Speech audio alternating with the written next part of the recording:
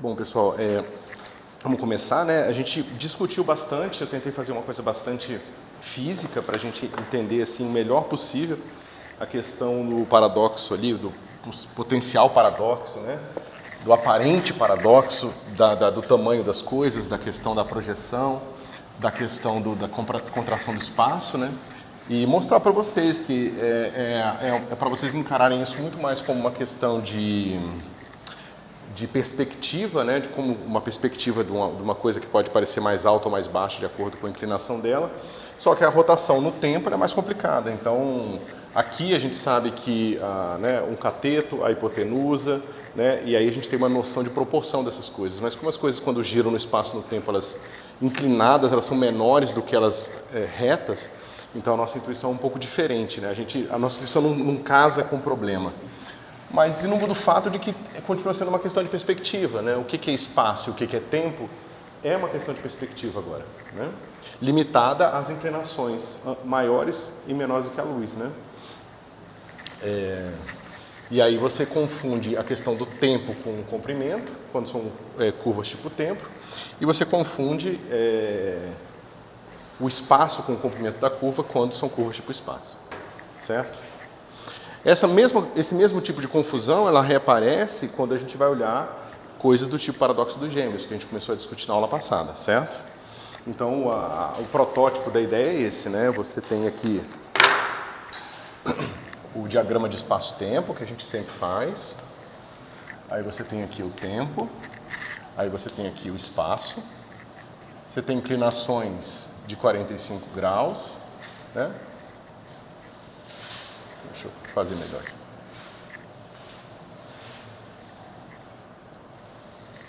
Aí você tem inclinações de 45 graus aqui. E aí você tem um gêmeo, né? O gêmeo ele pode sair daqui, ele vai andando com velocidade constante, ele chega num certo ponto, resolve voltar, muda a direção, continua com a mesma velocidade, então aqui ele está indo com menos v sobre c e aqui ele está indo com mais v sobre c. Né? A gente fez a continha e encontrou lá que existe uma diferença nesses tempos, certo? Só que o que eu quero chamar a atenção para vocês é que construir referenciais não é uma coisa simples. Tá? Como é que a gente está fazendo essa construção dos referenciais aqui? Né? Esse referencial padrão, a gente sabe que as curvas de simultaneidade são essas que são dadas por essas linhas horizontais aqui. Certo? Então, esses são as coordenadas x01, x00 e assim por diante, em que quem está nesse referencial aqui, V marca esse tempo e digamos, mede esses comprimentos, certo? Nós vimos também que, se o observador tem uma certa velocidade V, as superfícies de simultaneidade deles vão ser assim, com inclinação C sobre V. C sobre V. Certo? Essa inclinação aqui é V sobre C, aqui é a velocidade da luz e aqui é C sobre V. V sobre C, C sobre V. Ok? Mas veja, mesmo que seja inclinado, o que torna as coisas mais complicadas, porque veja, aqui é um certo instante no tempo, tá? Esse cara, ele está vendo esses pontos aqui, do ponto de vista desse cara, estão no futuro e esses estão no passado. Então, numa linha que esse observador roxo aqui considera simultânea, metade dessa linha está no passado dessa coordenada, que é essa metade daqui, e metade da linha está no futuro, certo? Mas aqui a gente ainda tem uma construção de forma que essas linhas, elas são feitas por linhas retas, ou seja, essas divisões, esses eventos simultâneos a gente ainda considera como eventos que são linhas retas aqui, que é o mesmo que dizer que você está com referenciais com velocidades constantes, tá certo? Se eu tiver um referencial com uma certa velocidade, ou seja, se ao invés... Vamos pensar aqui um pouco.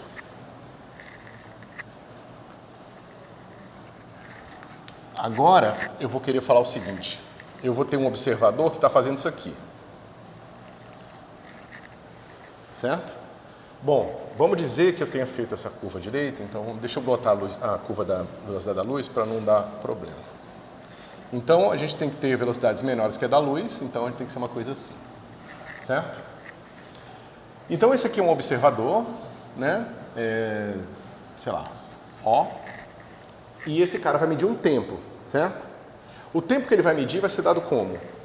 Eu vou ter x de lambda, né? E como é que eu posso fazer para medir o tempo que esse cara vai medir no relógio dele? Vocês lembram? Eu vou pegar dx mi d lambda, eta mini dx mi d lambda. Como é um observador tipo tempo, tem que ter um sinal de menos aqui, eu tiro a raiz e integro isso aqui, d lambda. Esse cara aqui vai ser o d tal, c d tal. Todo mundo lembra disso? Para uma curva dessa, eu meço o meu tempo assim. Certo? Isso está bem compreendido na cabeça de vocês? É só vocês pensarem o seguinte. Se essa curva aqui ela é redondinha, então esse cara vai ser uma função complicada. Mas se essa função for bem simples, ou seja, se esse cara aqui for assim, ó, deixa eu pegar... O que vai aparecer aqui? Eu não lembro. Vamos botar A lambda mais B lambda. Vocês concordam? Isso aqui é uma linha reta? Certo? Se a minha curva parametrizada por lambda é dada por isso aqui, quanto que é esse cara aqui? Né? dx d lambda vai ser A B 0, 0, 0. Vocês concordam? Meu único ponto em dar esse exemplo aqui é mostrar para vocês que, nesse caso, esse número aqui, ele vai ser constante como função do parâmetro lambda, que é o que vai acontecer sempre para observadores com velocidades constantes. Se o observador tem velocidade constante, então isso aqui vai ter que ser verdade, tá certo? Mas por que isso é importante? Quando eu colocar aqui, isso aqui vai dar um número, certo? Vai dar A ao quadrado menos B ao quadrado aqui dentro. Vocês conseguem ver isso? Só que isso é uma constante, sai da raiz. Então a passagem de tempo é proporcional ao parâmetro. Tá certo? Então isso aqui vai acontecer sempre nesse tipo de circunstância que a velocidade do cara é constante. Então quando eu faço isso, eu posso usar esse outro referencial, esse outro tempo e construir um referencial sobre ele. Tá certo? Agora, se eu tento fazer isso por uma função mais complicada, aqui eu não vou ter mais uma coisa linear em lambda, certo?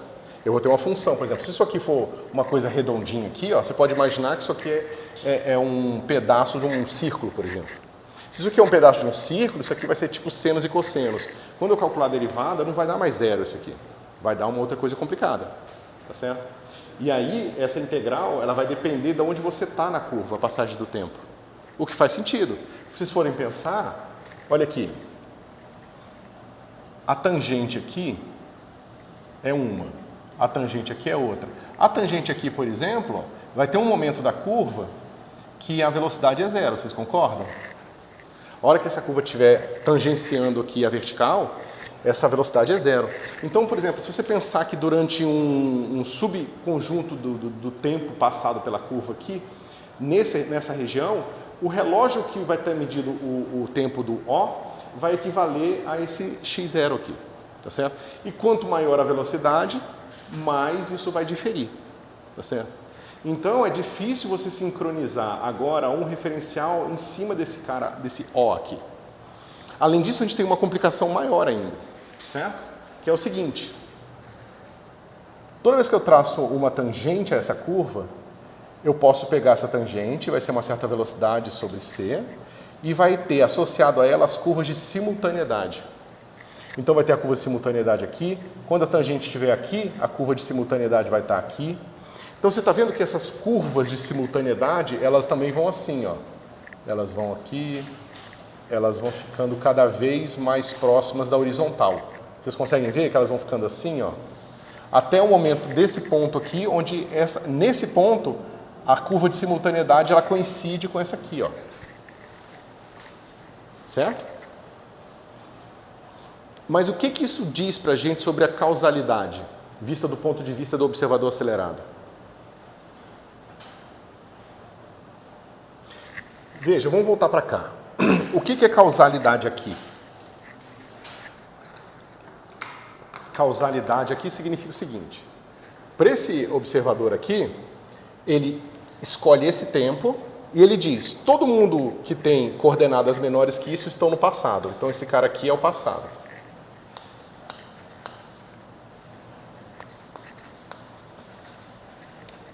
Todo mundo que está aqui está no futuro. Certo? Então ele decide o que é passado, o que é futuro. Aí ele olha para cá e fala, bom, aqui é para essa linha, esse é o futuro e esse é o passado. E assim por diante. Então ele tem uma definição consistente de causalidade, o que é passado, o que é futuro. Então ele pode tomar essas decisões. Esse cara aqui, todos os observadores... desculpa, um ponto importante. Todos os observadores verticais vão concordar, se você pegar um desses em particular e pedir para ele classificar passado e futuro, todos os outros vão concordar com as definições desse cara aqui. Ou seja, se eu estou parado em relação a você e você me diz o que é passado e futuro, eu olho e concordo com você, certo? Quando eu vejo, e quando esse observador aqui laranja, sei lá, pergunta para o roxo o que é passado e futuro, eles já não vão mais concordar. Tá certo? Por exemplo, aqui eles vão concordar que isso aqui é futuro para os dois, né? E eles vão concordar que essa região é passado para os dois. Mas essa região aqui ainda é passado para o roxo, mas é futuro para o laranja. Então eles não concordam mais. Mas todos os observadores roxos, né? Os observadores roxos todos, eles vão concordar entre passado e futuro. Certo? Agora, olha que maluquice. Esse cara aqui que está com uma curva acelerada, inicialmente ele vai ter, digamos que ele está aqui com uma velocidade inicial, certo? Então ele começou com uma velocidade inicial, como ele tem uma velocidade inicial, a curva C sobre V dele é a curva de simultaneidade para ele. Certo? Agora, olha aqui a curva de simultaneidade dele. A curva de simultaneidade dele está dizendo o seguinte, olha, esses pontos todos são simultâneos. Para esse observador, lá no começo da viagem, ele dizia essa porção do espaço está no passado e essa porção está no futuro. Certo? Aí ele espera passar um tempo, ele chega aqui, onde ele está com velocidade zero. Aí ele diz, bom, esses pontos aqui estão no passado e esses estão no futuro. Mas ele já não concorda mais com ele mesmo.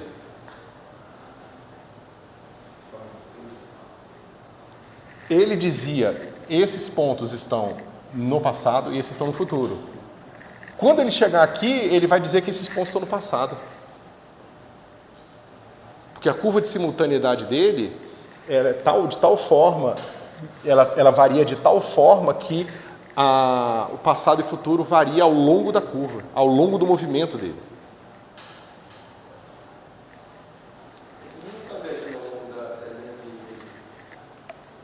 Ele está aqui, ó. O que tem?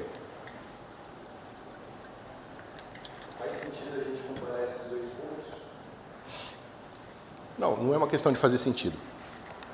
A questão é o seguinte, a gente constrói um referencial imaginando esse conjunto de observadores, tá certo? Então tem um conjunto de observadores aqui. Qual é a vantagem desse conjunto da forma que eu construí? Eles concordam com um monte de coisa. Então, todos os observadores verticais concordam com uma coisa, mas todos os observadores com uma inclinação constante, ou seja, todo mundo que está com uma velocidade constante, também concorda em relação ao passado e futuro, certo? Então, eu consigo construir um sistema de coordenadas, tanto para o referencial original, quanto para o referencial com velocidade constante. O que eu estou mostrando para vocês é que se eu tentar construir um sistema de coordenadas com curvas aceleradas, e não fizer isso com cuidado, isso pode chegar a coisas inconsistentes. Pode chegar a pontos que vão ter classificações e digamos,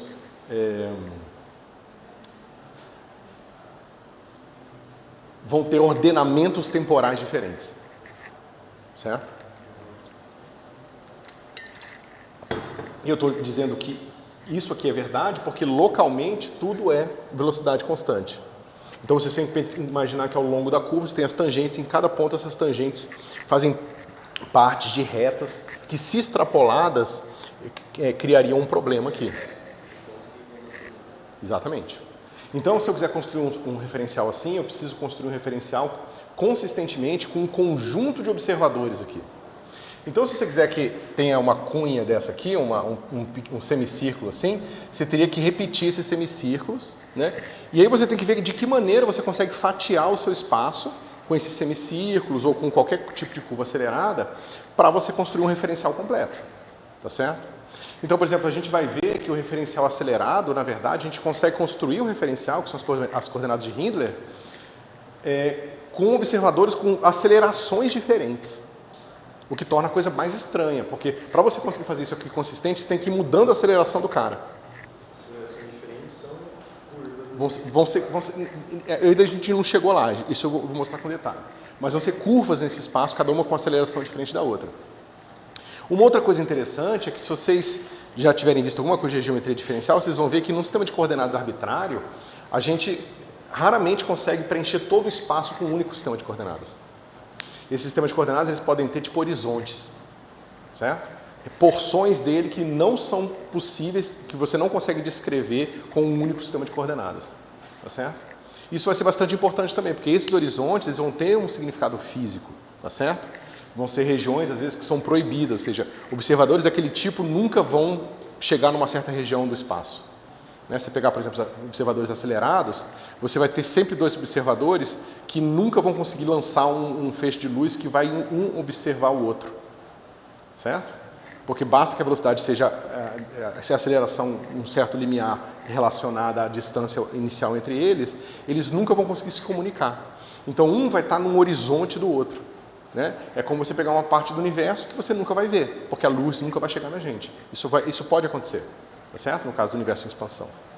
Então, eu só estou trazendo as dificuldades.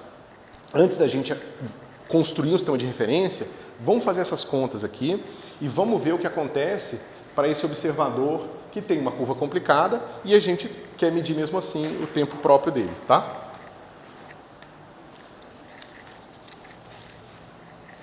Deixa eu ver.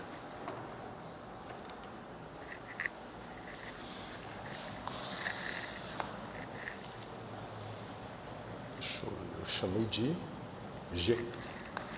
Então, Gmi de T, chamei de... Ah, tá. É porque a curva do gêmeo 2, tá? Ela vai ser assim. Gmi de T, eu vou fazer de x0 porque é melhor, tá? Então, eu já fiz a curva do gêmeo 2, essa curva aqui, esse semicírculo. E essa linha reta é o gêmeo 1, certo? Então, a gente pode começar com o gêmeo 1 aqui, o gêmeo 1, a curva dele é essa aqui, todo mundo concorda?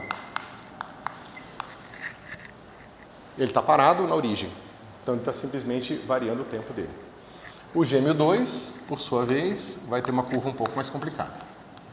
Aí a gente vai escrever assim. V, 0, só para ficar claro que isso é uma constante, V sobre C, e aqui a gente vai fazer... Eu não botei a vírgula aqui, cara.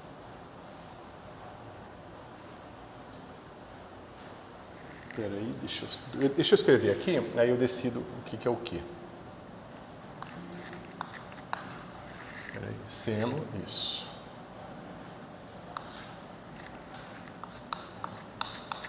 Pi sobre 2, T0 mais T2,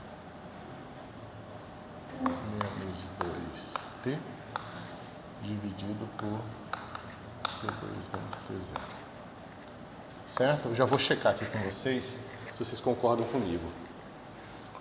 E aqui...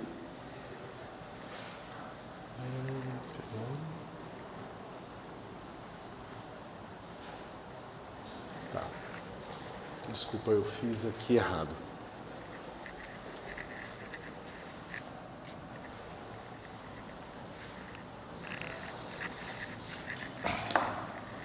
Aqui é x0, tá certo? Porque eu estou parametrizando com o tempo do sistema de coordenadas dos observadores verticais. Então aqui, isso aqui não muda, tá certo? x0. E aqui a posição x, que é aquele x1 ali, essa sim vai ser v0 sobre c seno de π sobre 2. Aí aqui a gente pode fazer assim, x0 0, vou botar x2 0 mais x0 0 menos 2x0 dividido por x2 menos x0. Eu já vou explicar isso aqui para vocês, tá? 0, 0. Ok, todo mundo concorda com essa parametrização? Vamos ver. O que acontece com a posição do cara quando x0 é igual a x0? Aqui é porque eu fiz mais complicado, mas a gente poderia ter feito x0 igual a 0, tá? Mas isso aqui a gente pode chamar de x00, tá certo? Esse é o ponto médio, que é o nosso x01, e aqui é o ponto em que os gêmeos se reencontram. Esse é o ponto x02, né? Então, quando ele tiver no x00, quanto é que vai dar isso aqui? Vai dar 0, né? Vai dar seno de π sobre 2. Vocês concordam? E quando ele estiver em x2, em x02, vai dar seno de menos π sobre 2, que também é 0. Certo? Que é aqui por baixo. Espera aí, não, eu fiz o contrário. Tá. Não, mas calma, o menos está no x2 em cima e está no x0 embaixo. Espera um pouquinho, será que eu fiz errado aqui? Não, tá certo. x0, x1 e x2. x00, x01, x02. E ele vai até x1 aqui. O que eu errei aqui? Seno é 1, né? Seno de π sobre 2 é 1.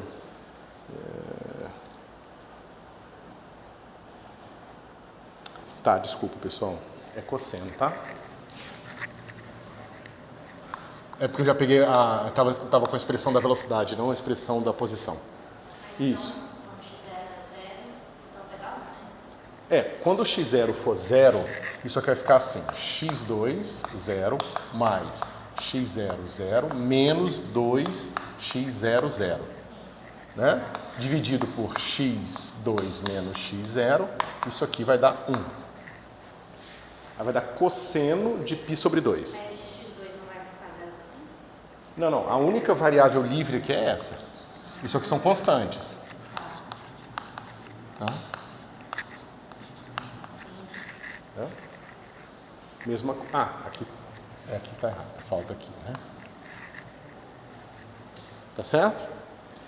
Quando eu colocar x2 aqui, ó, aí vai ficar menos x2 mais x0, mas vai dar menos 1, vai ficar menos 1, e vai dar cosseno de menos π sobre 2, que é 0.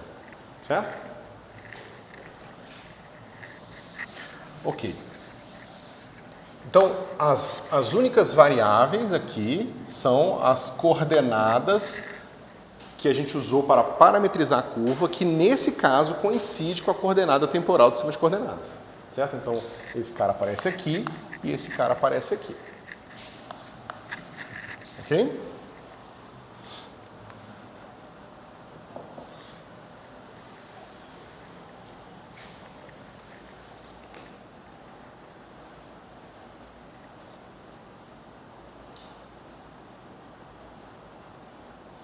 Por que eu botei o menos ali, cara? Eu tô achando que está errado.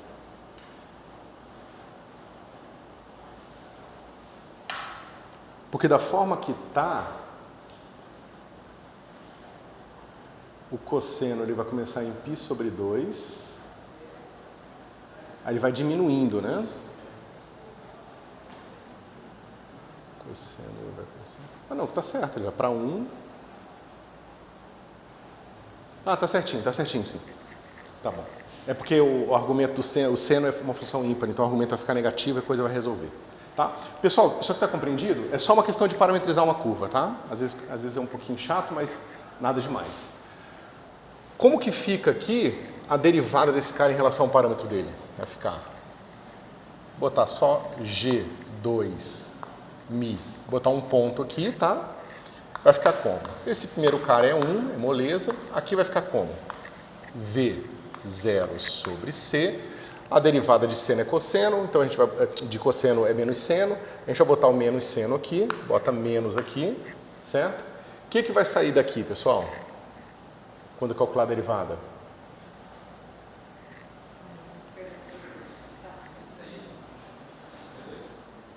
Isso. O menos 2 dividido por x20 menos x00. Né? E o π, né? E π sobre 2. Estou esquecendo de alguma coisa? Deixa eu ver. Você derivou por x0. Hum? Você derivou por x por tempo. Isso, eu estou derivando em relação a x0. Isso. Tá. Ok. E aí vai ficar aqui, o menos do seno eu já coloquei aqui fora, vai ficar seno disso aqui. Π sobre 2, x20 mais x00 menos 2x0 dividido por x20 menos x00.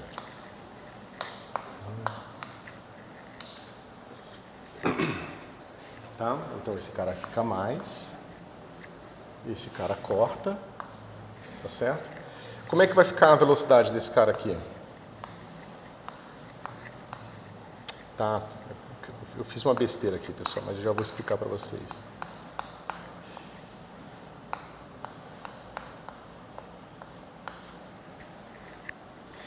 Né? Vai ficar isso aqui. Seno de π sobre 2.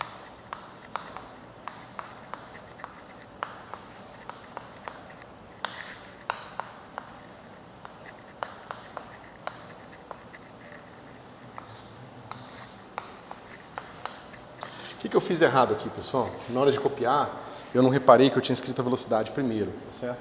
Então, na hora que eu botei esses coeficientes aqui, eu botei só V0 sobre C. Mas quando eu calculo a derivada em relação a esse cara aqui, eu teria que encontrar só V0 sobre C. Mas eu estou encontrando esses fatores extras aqui que estão aparecendo dentro do argumento do cosseno, tá certo? Então, se você olhar nas minhas notas, você vai ver que aqui eu não botei o V0, eu botei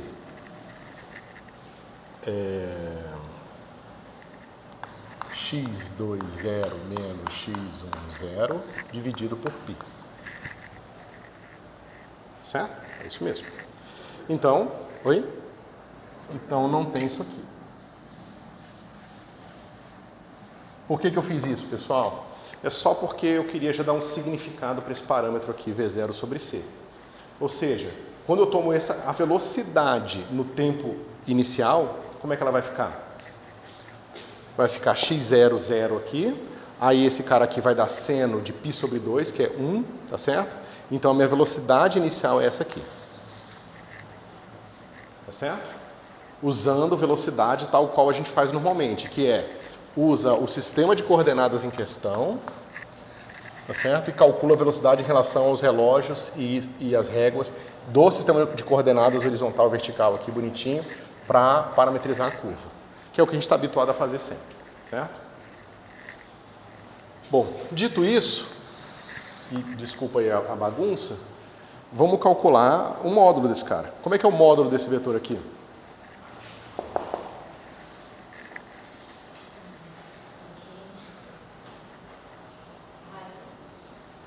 A gente sabe que C de tal vai ser igual a integral de x00 até x0 até x02 da raiz, esse cara aqui, esse é o quadrado, menos esse aqui é o quadrado, né? Esse aqui é o quadrado. Porque é a métrica de Minkowski. Né? É isso aqui, ó. Tem esse menos aqui, então a parte 00 fica positiva e a parte espacial fica negativa, certo? Então vai ficar 1 menos V0 ao quadrado sobre C0 ao quadrado. E aqui a gente vai ter seno ao quadrado de π sobre 2, x02 mais x00 menos 2x0, x20 menos x00 dx0. Bom, dá para fazer essa integral? Bem complicada, né? Acho que vai ser integral trigonométrica, né? Assim, não dá para fazer essa integral de uma forma bonitinha. Mas eu fiz isso de propósito. Porque eu quero mostrar para vocês como é que a gente faz com esse tipo de situação. No caso da relatividade, a gente tem sempre a garantia que V0 sobre C é menor que 1. Tá certo? Então, pessoal, isso aqui é digamos assim, a quantidade padrão que se usa para fazer série de perturbação. Certo? Como é que a gente resolve esse problema perturbativamente em potências de V0 sobre C?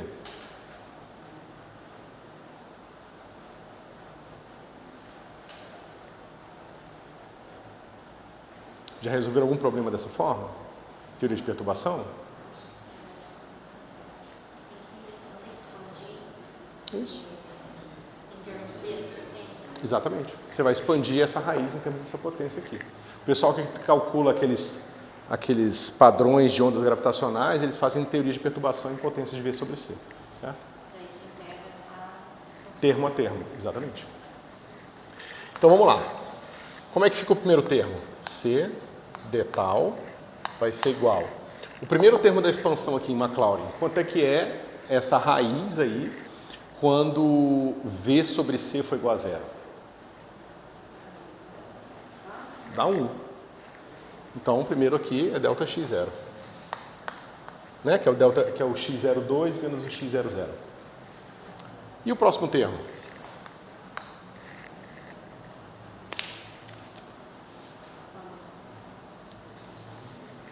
Você tem que pensar que isso aqui é assim, ó, raiz de 1 menos epsilon. Certo? Como é que é o primeiro termo dessa série? Que é 1. Em Maclaurin, você deriva esse cara uma vez em relação a epsilon, dá meio por causa da raiz, dá menos 1 por causa do epsilon. Certo? Sim, o próximo seria 1, mas tem que ser uma. É menos epsilon sobre 2 o próximo.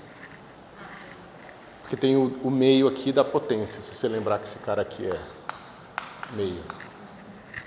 Certo?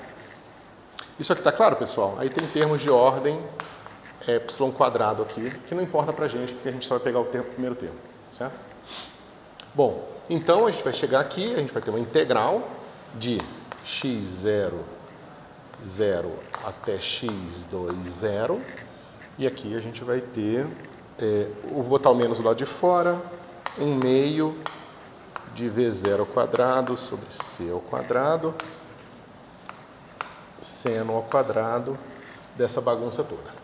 Π sobre 2 x02 mais x00 menos 2x0 dividido por x02 menos x00 dx0. Quanto é que dá isso aí?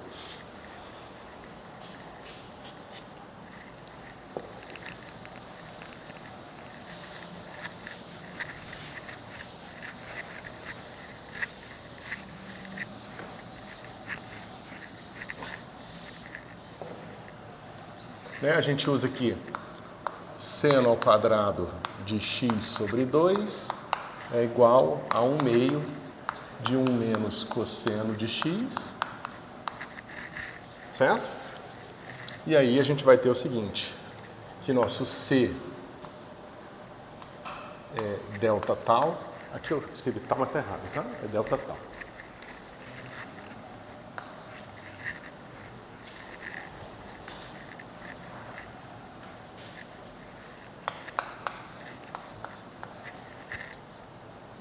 delta x0 e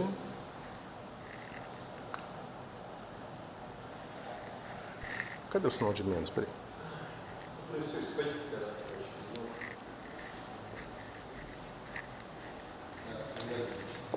de novo? Essa linha aqui? Isso aqui. Isso aqui é uma função de epsilon. Pensa que isso aqui é uma função de epsilon. Então, você sabe que f de epsilon é igual a f de 0 mais df de epsilon calculado em 0 vezes epsilon mais d2f de epsilon 2 calculado em 0 vezes epsilon 2 sobre 2 mais termos de ordem epsilon cubo. Então, essa aqui é a expansão de Maclaurin. O primeiro termo aqui é a função em 0. Raiz de 1 menos 0 é 1. Derivada da raiz de 1 menos epsilon é menos meio de 1 sobre raiz de epsilon. De 1 sobre raiz de 1 menos epsilon. Só que isso tomado em 0 dá 1 também. Então dá só menos meio vezes epsilon. Então isso aqui é igual a menos meio. Por isso que você tem menos meio vezes epsilon. Aí eu omiti os termos quadráticos aqui. Aí eu chamei tudo isso aqui de epsilon. Por que eu chamei isso aqui tudo de epsilon? Porque esse cara é menor que 1, então dá para fazer uma série razoável com ele. E aqui é um seno. O seno ao quadrado é sempre um número entre 0 e 1. Então, esse seno nunca vai fazer com que esse número fique maior que 1. Então é razoável a gente fazer essa expansão. Ok?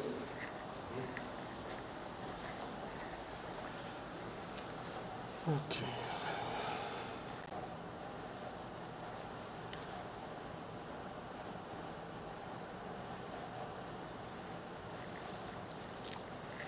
Vai ficar assim.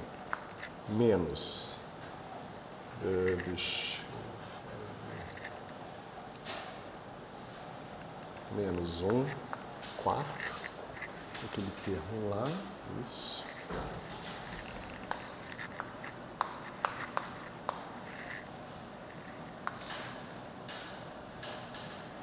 Menos. Isso. Menos integral de cosseno de π sobre 2 x2 0 mais x00 menos 2x0 dividido por x20 menos x00. Ok? E aqui, deixa eu só botar um colchete para ajudar a diferenciar. Px0. Vocês concordam?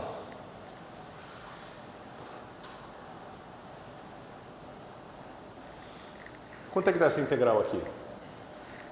Integral de uma constante vai dar outro ΔX. Certo? E a integral desse cara aqui? Espera aí que o cosseno perdeu o 2 aqui, tá? Porque é cosseno ali de π sobre 2. E aqui, tá vendo? É seno ao quadrado de x sobre 2, que dá o cosseno aqui. Ok? Isso é importante, senão ia dar errado. Quanto é que é a integral de cosseno? É seno, né? Derivada de cosseno é menos seno. E é por isso que não tem o menos. Mas tanto faz, porque eu vou calcular esse cara aqui em x0, aí vai dar quanto? Dá cosseno de π. E depois eu vou calcular em x2, vai dar cosseno de menos π, que é 0. Certo? Então, essa integral aqui vai para 0. E esse termo aqui contribui com esse fator. Então, a gente vai ter o seguinte. C delta tal vai ser igual a delta x0, 1 menos 1 quarto de V0 quadrado sobre C quadrado. Certo? Mas então, o que a gente pode concluir disso?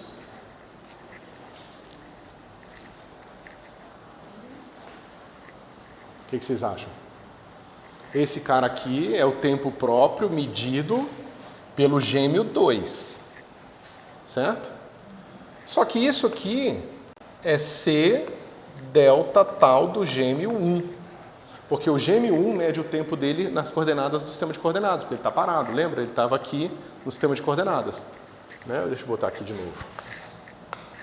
O gêmeo 1 está fazendo essa curva aqui e o gêmeo 2 está fazendo essa curva aqui. Aqui é x0, aqui é x1. Esse tempo aqui é delta x0, que vai ser c vezes delta tal do gêmeo 1. E a gente acabou de medir, pelo menos aproximadamente, c delta tal do gêmeo 2. Então, o que está mostrando aqui? Como é que vai ser o tempo do... Né? Ou seja, delta tal 2 dividido por delta tal 1 é igual a 1 menos 1 quarto de V0 quadrado sobre C ao quadrado. Isso. Exatamente. Exatamente. Aí, por que o paradoxo não está presente aqui? E não só isso, porque que o tempo próprio... Quer falar? Que o tempo próprio do gêmeo 2 é menor do que o tempo próprio do gêmeo 1. Porque esse número aqui é menor que 1, então é 1 menos um número menor que 1, vai dar um número menor que 1. Tá certo? Positivo ainda. Então, esse cara vai medir um tempo menor do que esse. Só que nesse tipo de demonstração, já fica meio que claro, e foi uma coisa que eu tentei chamar a atenção de vocês lá no começo, de que não existe uma maneira simples de você trocar para o referencial onde o gêmeo 2 está parado. Tá certo? Aí você poderia pensar, mas se eu fizer isso? Se eu fizer um referencial onde o gêmeo 2 está parado, parece que essas conclusões todas vão ser invertidas. Tá certo? Mas como é que a gente faz?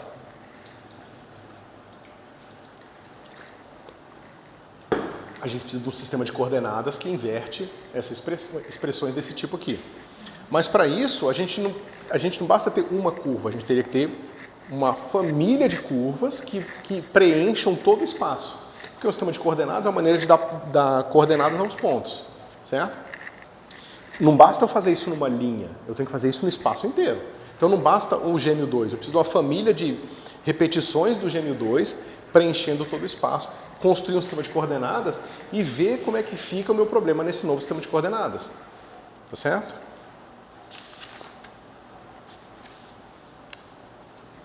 Ok.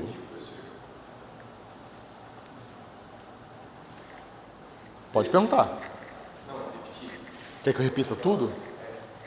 Bom, então vamos lá. Eu estou apresentando um problema para vocês, que é o seguinte. Tem dois gêmeos, um está aqui, né, no planeta Terra. O planeta Terra está viajando junto com o primeiro gêmeo em linha vertical, certo? Então o planeta Terra está aqui e o planeta Terra está aqui. Tanto o planeta Terra quanto o primeiro gêmeo, eles vão medir as diferenças de coordenada temporal dele de acordo com esse sistema de coordenadas. Na verdade, é o contrário. O sistema de coordenadas é definido a partir do relógio desses caras que estão aqui. Né? E eu estou confiando que o relógio desses caras todos que estão parados aqui concordam, certo? Maravilha. O segundo gêmeo ele vai fazer uma trajetória complicada, certo? Ele começa com uma velocidade inicial, digamos que o foguete dele, na hora que fez o lançamento, já deu essa velocidade aqui, um impulso instantâneo e levou ele para essa velocidade aqui. A gente poderia fazer um problema ainda mais complicado que o gêmeo começa acelerando, tá certo? Mas aqui a gente está fazendo o gêmeo com uma propulsão instantânea. Ele começou com essa velocidade, foi o que a gente calculou quando a gente fez a derivada. A gente viu que essa velocidade aqui no tempo inicial é v sobre c, então ele começou com ela. Só que o tempo todo que ele viajou, ele veio desacelerando, até que ele chegou aqui. Aqui ele está com uma tangente vertical, então ele está parado em relação à Terra. E aí ele começa a acelerar na direção da Terra de novo, até o momento que ele chega na atmosfera terrestre com essa velocidade negativa. Aí ele precisa, sabe, de paraquedas para levar isso aqui a zero instantaneamente. E a gente vai ignorar o efeito da aceleração e desaceleração dele, que a gente poderia considerar também, mas a gente não vai. Pelo menos não por enquanto. Certo? E a gente quer saber o tempo que passou no relógio desse segundo gêmeo. Aí a gente falou, bom, então já que eu tenho aqui a curva que ele segue, eu tenho a velocidade dessa curva, eu calculo usando a minha métrica. Agora, de onde é que veio essa métrica? Veio da minha construção de que ao longo da curva do gêmeo, localmente ele está com uma velocidade constante. Por mais que ele esteja acelerado, eu posso considerar num intervalo de tempo curto o suficiente, onde aquela aceleração pode ser desconsiderada e ele está localmente com velocidade constante. Se essa minha hipótese de construção está certa, então eu sei medir um tempo infinitesimal que passou no relógio dele. Tá certo? Então eu construo o tempo total como a soma desses tempos infinitesimais, onde localmente ele está com velocidade constante. Faço essa integral, só que eu não consigo fazer essa integral analiticamente, porque ela tem um termo complicado aqui. Eu não consigo me livrar desse termo, para isso aqui virar tipo um cosseno, alguma coisa assim. Então, basicamente, a gente faz é expandir em série. Você pode expandir a série até a ordem que você quiser. As integrais vão ser basicamente integrais de polinômios de cossenos e de senos, que é fácil de resolver. E aí você vai encontrar o resultado. Aqui a gente fez o primeiro pedacinho e encontrou que a integral simplificada por essa expressão é dada por essa expressão aqui, certo? A gente pega que a integral do cosseno vai dar seno, então o seno calculado nos extremos, isso, vai dar seno, o seno calculado nos extremos vai dar zero, e aí você chega aqui nesse resultado de baixo, tá certo? Qual é a conclusão? É que se esse gêmeo está com esse tipo de curva, então o tempo que ele vai medir no relógio dele é invariavelmente menor do que o tempo que o gêmeo que for na Terra vai medir. Tá certo? Por que o paradoxo, onde que o paradoxo normalmente se apresenta? Não é nessa circunstância, é nessa aqui. Você fala que um gêmeo fez isso aqui.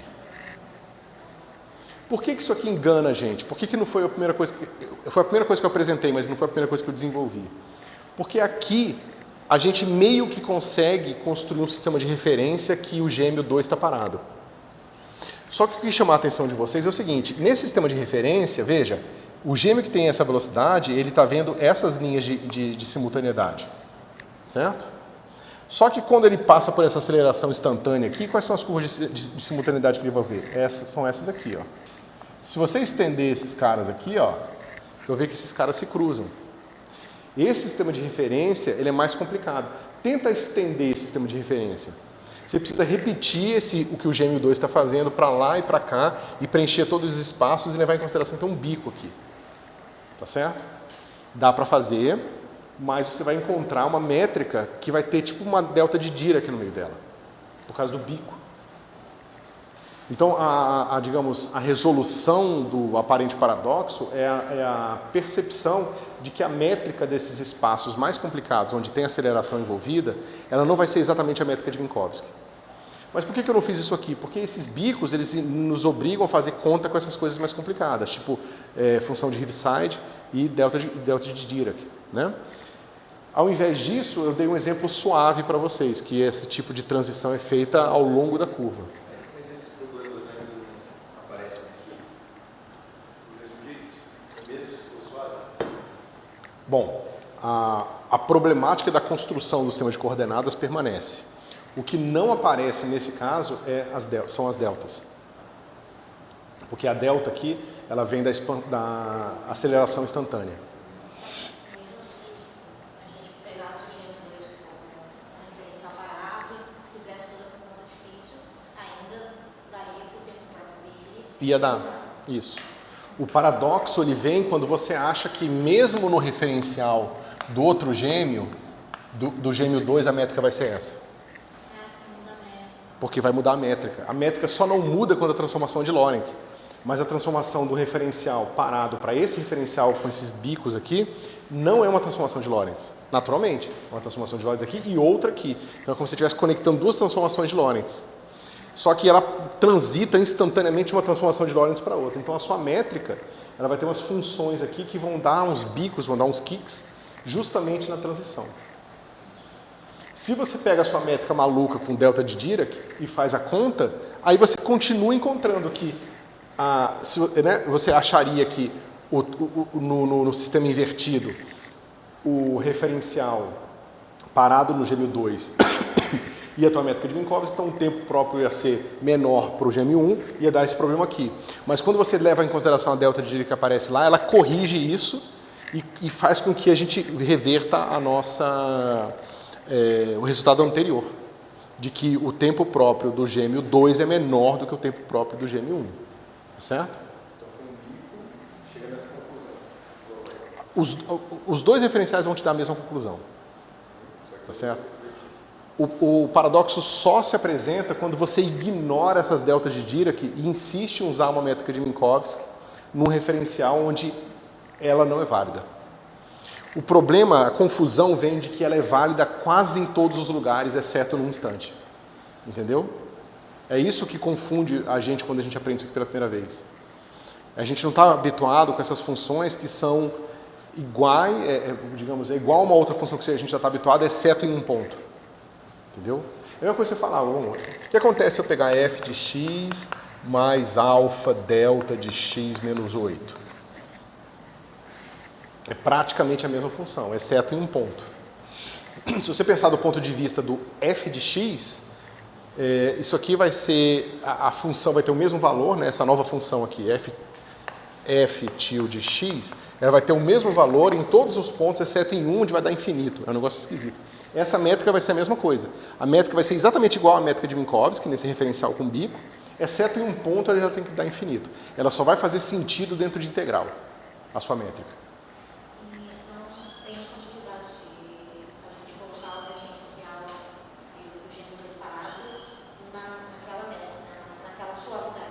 Não tem como. Só comigo.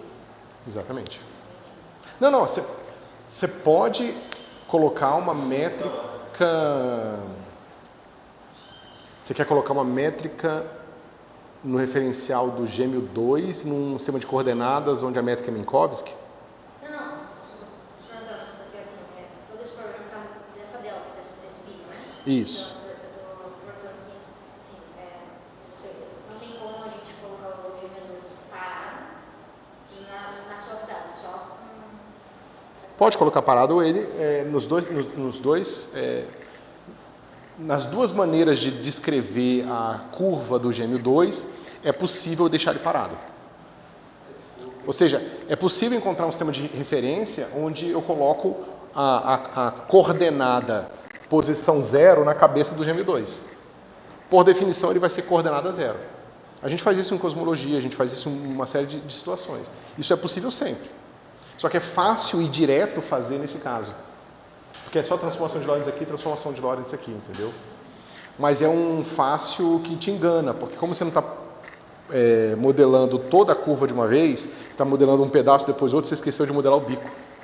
E é quando você não modela o bico que o paradoxo aparece. Porque você não modelou o bico, aí você não percebe que você está fazendo a derivada de uma delta de Kronecker. Né? Quer ver? Vamos fazer aqui. Professor, mas esse problema é muito comum. O paradoxo seria essa delta 1? Não, o paradoxo ele vem quando você ignora a delta. Isso. Mas esse é um problema que aparece nisso?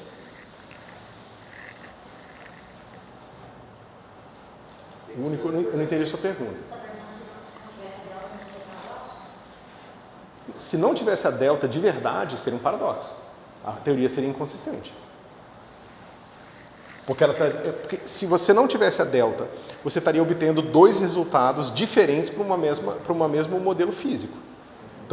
Então qual seria a verdade? Entendeu? O que vai acontecer na realidade quando você botar o gêmeo lá? Vai medir o gêmeo 2 em um tempo menor que o gêmeo 1 ou não? A gente precisa saber qual é a resposta que o nosso modelo matemático diz sobre aquele problema. Quando ele dá duas respostas, é um paradoxo.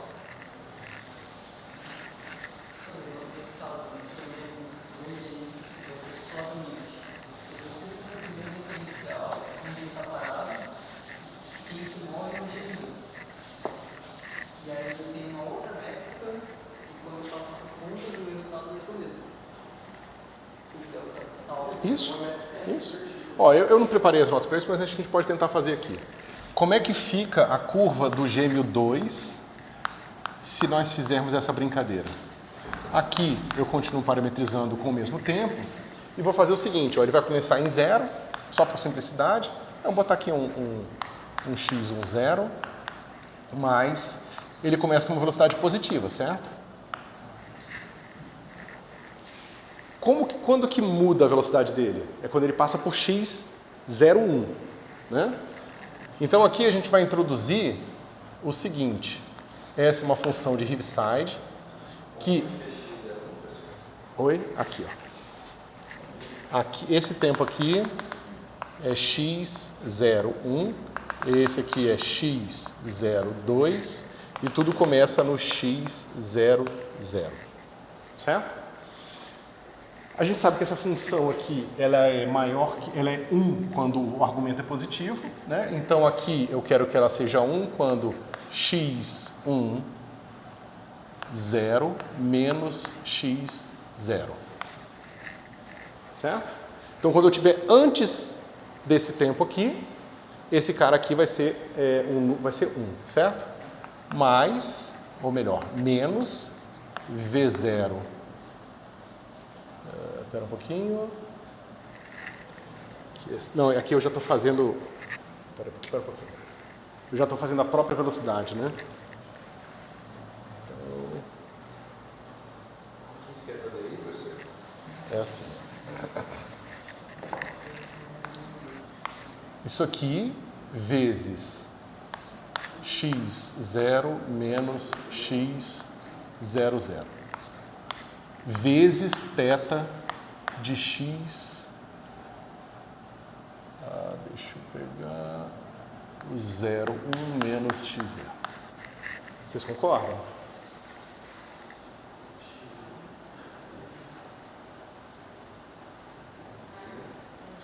Qual é o nome dessa função mesmo?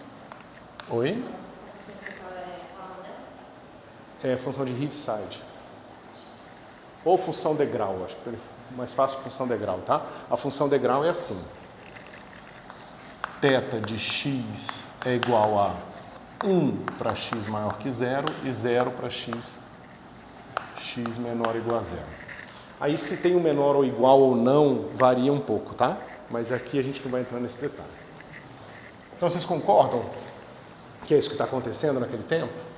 O que vai acontecer, né? Vamos dizer que essa coordenada aqui, ó, seja o meu x11. Tá certo? Então, mais x11 menos v0 sobre c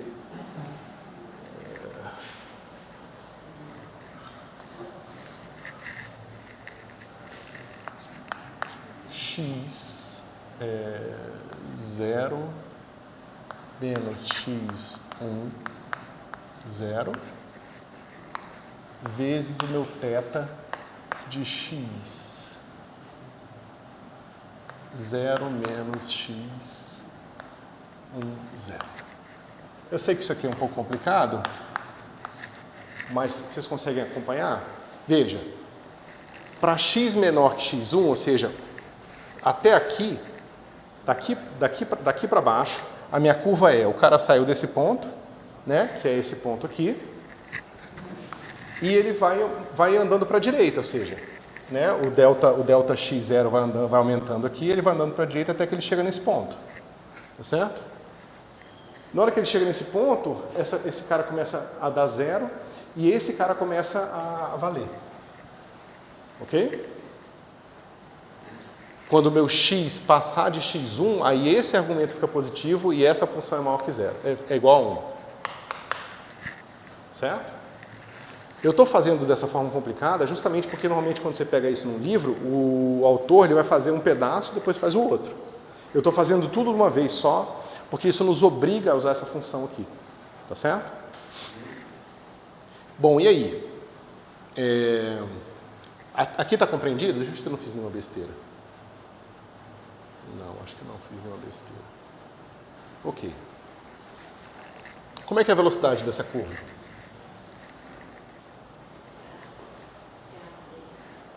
Então vamos lá. G2 ponto vai ser igual a primeira coordenada é moleza. Quanto é que dá a derivada disso aqui?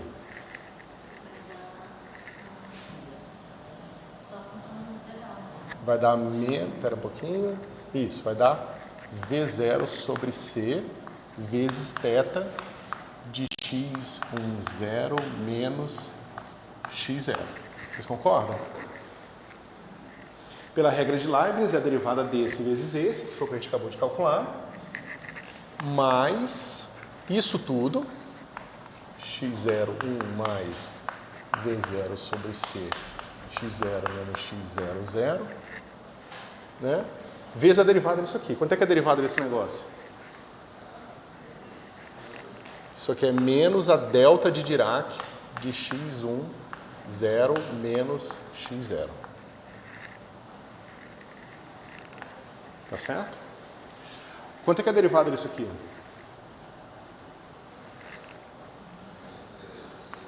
Menos v0 sobre c vezes o θ de x0 menos x1, né?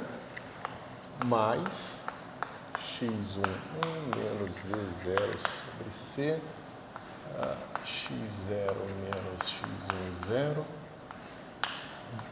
delta de Dirac de x0 menos x1, 0. 0, 0. Certo? Vamos pegar os primeiros termos que eles são mais simples. Vamos pegar esses primeiros, vamos reorganizar aqui, vai ficar assim, ó.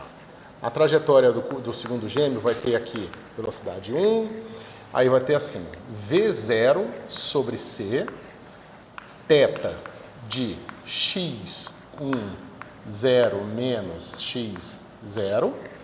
Então esse cara vai ser um número, vai dar um número 1 para as coordenadas de tempo anteriores a x01, menos esse delta aqui, ó, esse θ aqui, ó. Então, x10 menos x0. Então, isso aqui já dá o que a gente esperava. A velocidade começa mais v sobre c, até chegar em x1. Quando chega em x1, vira menos v sobre c. Tem uma variação instantânea de velocidades aí. Mas a gente tem mais coisa aqui, certo? Ou seja, aqui é v sobre c, depois vira menos v sobre c. O que sobra aqui, pessoal? Delta de x0 menos x01. Aqui é uma delta de Dirac também, certo? Só que delta de Dirac é uma função par. Então eu posso tirar o 1 daqui e botar aqui, sem problema. Certo? Então como é que fica a nossa brincadeira aqui?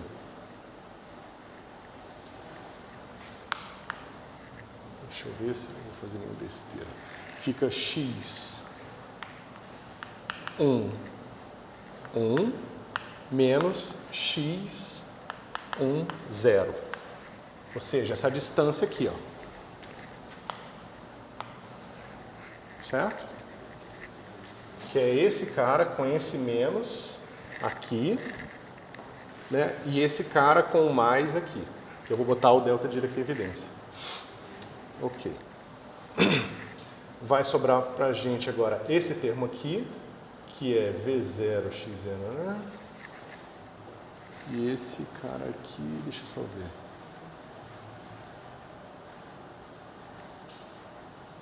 Vai somar ou vai subtrair? Ah, não, vai, deixa eu ver, aqui. Menos X0 e aqui menos com menos mais X0. Então esse cara corta, né? Espera um pouquinho. Menos x0 e esse menos x0. Ah, então soma, né? Soma. Então vai ficar menos 2x0. Vou botar aqui. Mais v0 sobre c. É que tem um termo aqui que não vai ser muito importante, tá? Mas de qualquer forma vamos deixar ele aqui. Menos 2x0, aí eu vou ter menos com menos mais, e eu vou ter menos com menos mais de novo.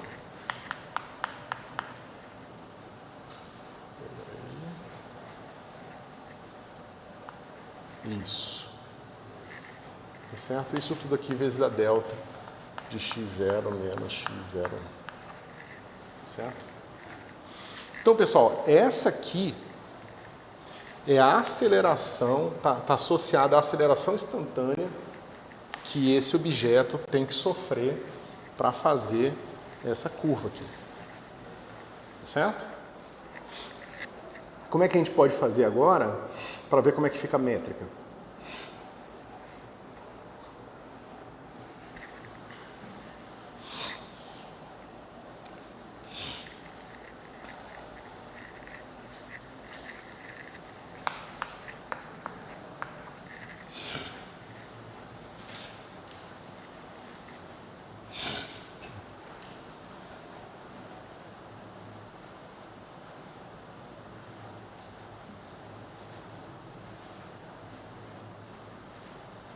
Vocês têm alguma ideia de o que a gente precisa fazer para construir a métrica? A gente tem que ver as relações de distância, né? As relações, na verdade, entre as coordenadas.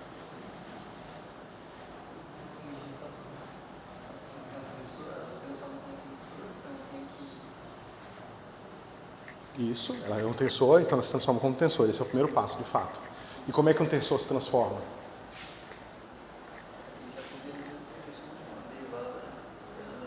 A derivada da coordenada nova em relação à antiga e vice-versa.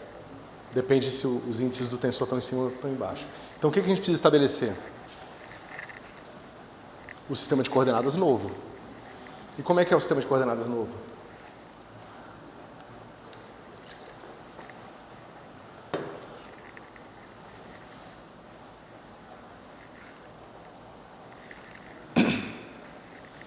É um sistema de coordenadas que isso aqui é constante.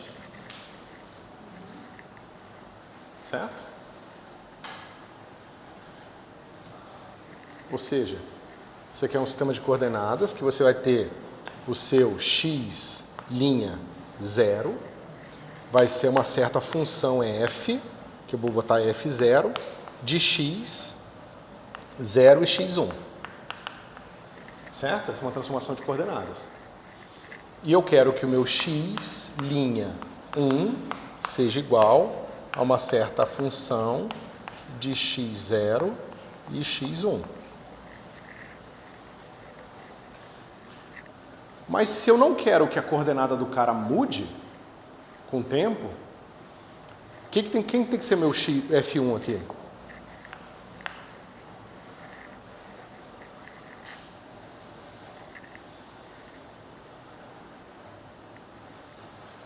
Tem que ser dado por isso aqui, ó. Vocês concordam? E como é que fica então? Fica assim, né? Fica... Bom, aqui não tem como simplificar muito, mas... Fica assim. x0, 1, mais v0 sobre c, x0 menos x0, 0. Certo? E aqui, θ de x1, 0, menos x0, mais isso aqui. x1, 1, menos v0 sobre c, porque agora ele está voltando, x0 menos x1, 0, né? E θ de x0 menos x0, 1. Ok? Essa é a minha transformação de coordenadas. A questão é o seguinte, cadê o meu x, quem é o meu x0 original que eu estou transformando nesse negócio aqui? Eu tenho que escolher quem são essas coordenadas, certo? Eu posso dizer que são as coordenadas iniciais, por exemplo. Certo? É o meu sistema que eu estou associando a esse ponto aqui.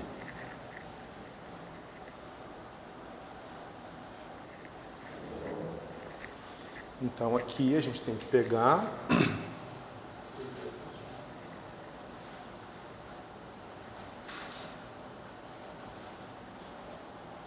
tá. Essa construção ela vai ficar mais complicada do que eu estava antecipando, pessoal, porque eu vou ter que estender ela para a direita e para a esquerda e eu não pensei como uma boa maneira de fazer essa extensão, tá? Eu posso... Deixa eu ver se eu consigo fazer aqui. Se eu não conseguir, eu apresento o que eu já tenho preparado, que é para o outro caso, e aí depois eu retomo isso aqui. Deixa eu só pensar um instantinho.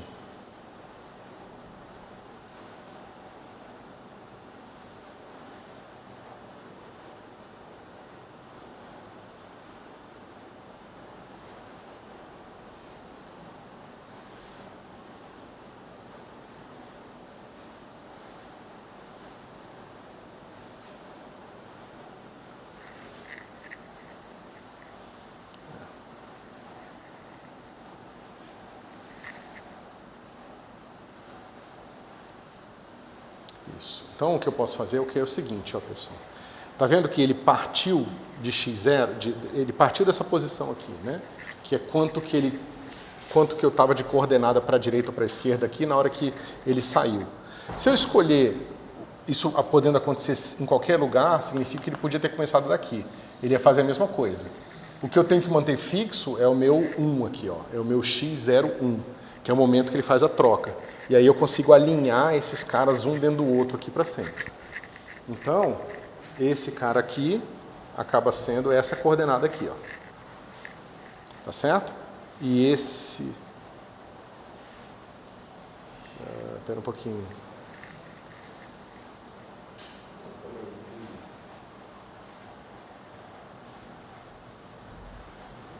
Esse daí é o ponto fixo que você está colocando. Não, eu preciso pensar melhor, pessoal. Eu vou fazer agora não, porque eu vou acabar me enrolando e vou fazer besteira aqui.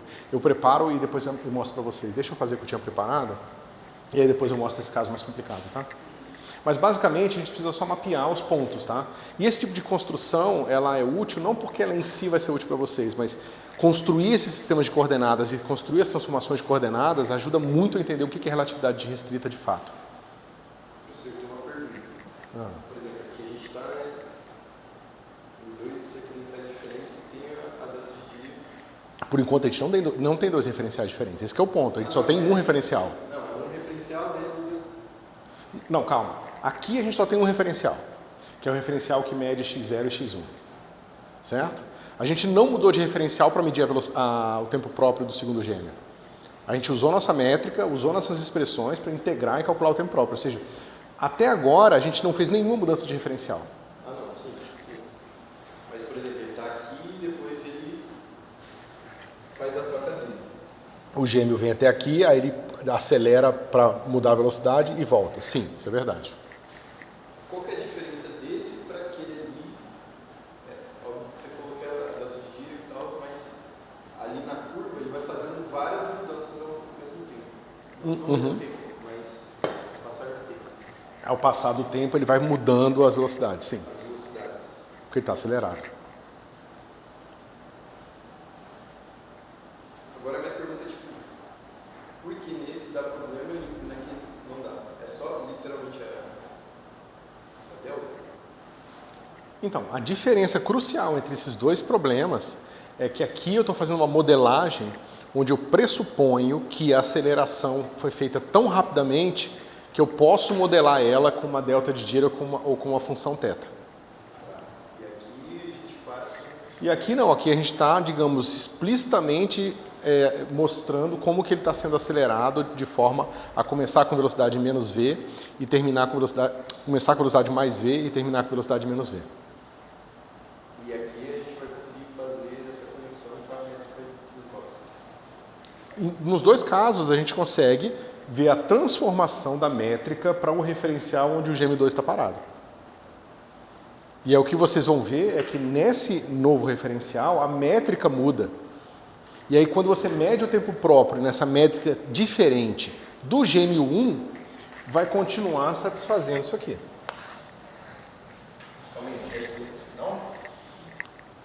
O que vai acontecer é que a gente vai encontrar esse referencial onde o gêmeo 2 está parado.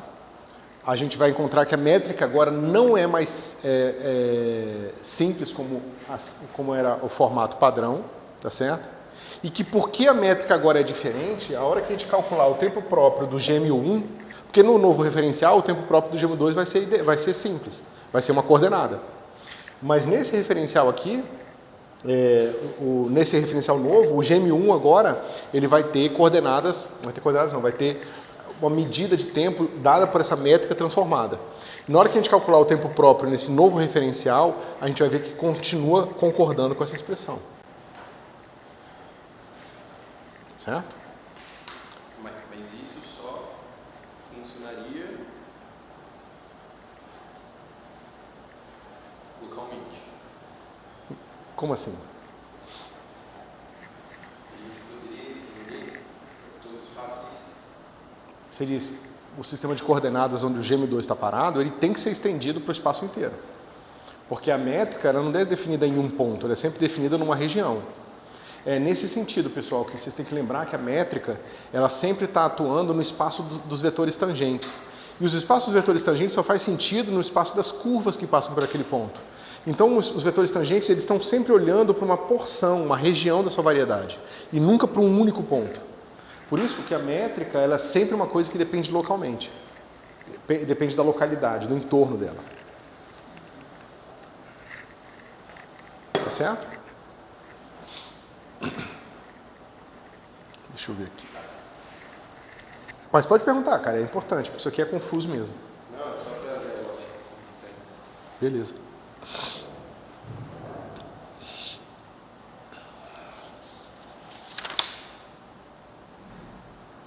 Tá. Então, nas minhas notas o que eu faço agora é mostrar de forma geral como a gente faz construção de transformações de coordenadas. Porque é justamente as ferramentas que a gente vai precisar para fazer isso aqui, tá certo? Então vamos começar aqui, a gente tem mais uns 5 minutinhos, eu vou só apresentar o que eu vou falar para vocês. E aí, quinta-feira não tem aula, né? Então, vocês olharam o calendário? Ah, não foi calendário, foi verdade, eu recebi o e-mail. Foi uma resolução que saiu agora, que por alguma razão transformou dia 2, né? Quinta-feira é dia 2, né? Em feriado. Então não teremos aula, tá, pessoal? Então a gente na terça-feira da semana que vem continua.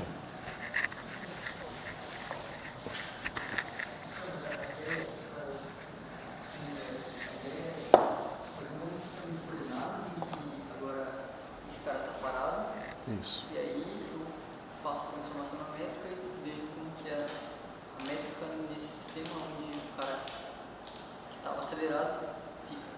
Isso. Exatamente. Ah, tá legal. Isso. Mas você vê que é uma coisa complicada, porque veja, uma coisa é um sistema de coordenadas onde o cara está parado, outra coisa é um sistema de coordenadas onde o cara está parado e as coordenadas temporais são os tempos próprios dos caras parados. Entendeu? Então a gente tem que fazer as duas coisas ao mesmo tempo, porque o que eu posso mostrar para vocês também, que é interessante, é que mesmo com uma transformação de Lorentz, eu posso por um referencial que o cara está com uma certa velocidade, mas eu posso escolher arbitrariamente outras curvas de simultaneidade. E aí a métrica vai ficar não diagonal. Aí vai aparecer elementos fora da diagonal da métrica de Minkowski. Ou seja, em vez dela ser só assim, -1, vai aparecer A, B, C aqui. Que é justamente a inclinação em relação às curvas de simultaneidade originais, força aparecimento de termos aqui, tá? A, B, B, C. Esses termos aqui é o que a gente chama de shift, né? de deslocamento na métrica. Quando vocês estudarem relatividade geral, se vocês tiverem interesse, quando a gente faz formalismo 3+1, a gente separa esse termo aqui, que é o que a gente chama de lapso, que é o que relaciona o tempo coordenado com o tempo físico, e a gente tem o deslocamento, que é o cara que relaciona o deslocamento físico do deslocamento coordenado, tá certo? E aí a gente descobre que esses caras aqui são arbitrários, porque você pode escolher arbitrariamente curvas de simultaneidade diferentes. E o mais interessante é que o fato desses caras serem arbitrários, isso aqui é tudo quadrado, tá? Tem um menos aqui. O fato desses caras serem arbitrários faz com que a relatividade geral seja uma teoria de calibre. E a arbitrariedade desse cara aqui que faz o tempo sumir da equação. Quando você tenta quantizar a gravitação, o tempo some. E ele some porque esse cara aqui é arbitrário. Certo? Então, isso vai estar relacionado a uma série de coisas interessantes do ponto de vista do fundamento de uma teoria quântica da gravitação. Certo? Mas, bom, 3 minutinhos, professor. Eu acho que eu não vou nem começar, porque a gente vai perder tempo aqui. Beleza? Bom, tem as notas, mas as notas só da parte de relatividade galileana, né? Vocês já olharam online? Eu vou ver se eu atualizo e ponho essa parte também já nas notas. Não, eu coloquei tem um site, eu mandei o link para vocês, não mandei? Ou não? Isso, do GitHub. Mas eu vou mandar de novo para essa.